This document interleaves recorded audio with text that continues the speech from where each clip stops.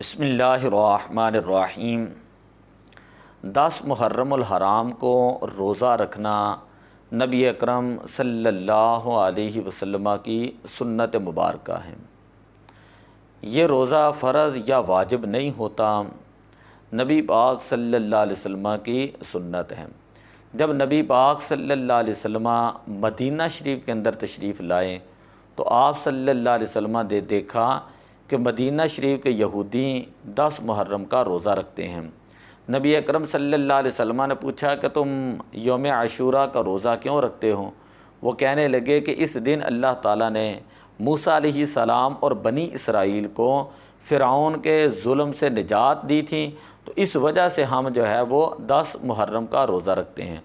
تو نبی اکرم صلی اللہ علیہ وسلم نے ارشاد فرمایا، نحن اولا منکم بموسیٰ، کہ ہم تمہاری بنسبت حضرت موسیٰ علیہ السلام کے زیادہ قریب ہیں۔ فامر بصیامہ، تو حضور علیہ السلام نے 10 محرم کا روزہ رکھنے کا حکم ارشاد فرمایا۔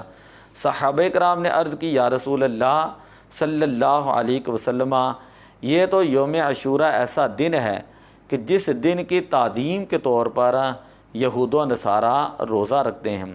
تو نبی اکرم صلی اللہ علیہ وسلم نے فرمایا کہ اگر میں آئندہ سال زندہ رہا تو 9ویں محرم کا بھی روزہ رکھوں گا۔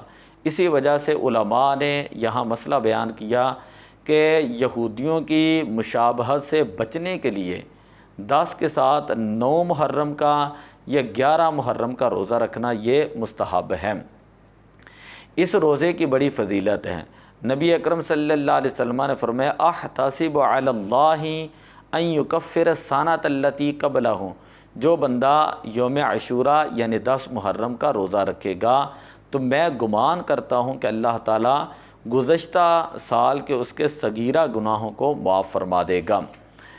بنیاد طالبین کے اندر 10 محرم کے روزے کے فضائل کے حوالے سے لکھا ہے کہ جو بندہ 10 محرم کا روزہ رکھیں اللہ اسے 10,000 فرشتوں کی عبادت کا ثواب عطا فرمائے گا۔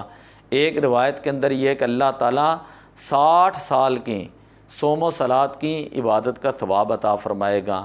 ایک روایت کے اندر یہ ہے کہ اللہ تعالیٰ اس بندے کو 10,000 شہیدوں اور 10,000 حج و عمرہ کا ثواب عطا فرمائے گا۔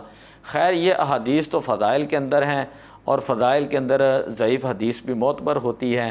آپ صحیح احادیث جو میں نے بیان کی ہیں مسلم شریف کی، انہی کو لے لیں تو پتہ چلتا ہے کہ 10 محرم الحرام کا روزہ رکھنا نبی پاک صلی اللہ علیہ وسلم کی سنت مبارکہ ہے۔ حضور علیہ السلام نے فرمایا کہ یہ روزہ پہلی امتوں کے اوپر فرض تھا، لیکن آپ صلی اللہ علیہ وسلم نے یہ روزہ رکھا اور یہ سنت مبارکہ ہے۔ فرمایا فصوموہ وسعوا فیہ علی عیالکم، کہ اس دن روزہ بھی رکھا کرو اور اپنے گھر والوں کے اوپر وسعت بھی کیا کرو۔ جو بندہ 10 محرم الحرام کو اپنے گھر والوں کے اوپر وسعت کرتا ہے، اللہ تعالیٰ اس بندے کے گھر کے اندر سارا سال وسعت پیدا فرماتا ہے اور اس بندے کے گھر کے اندر تنگی اور تکلیف نہیں آتی۔ دعا ہے کہ اللہ تعالیٰ ہمیں عمل کی توفیق عطا فرمائے۔